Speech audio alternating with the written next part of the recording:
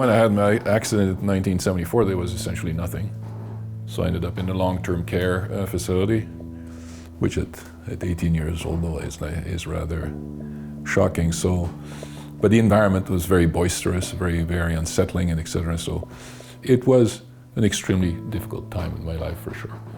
So clearly, when that happened, it was completely like, life was flipped upside down, didn't make any sense. You ask yourself, why do I go on? What is the point of it? So that's the kernel of any kind of philosophical inquiry, And because of all the noise, because of all the unsettling circumstances, again, it was very, very difficult to find any kind of composure or any kind of joy, really. When I moved in here, that was a watershed in my life, for sure.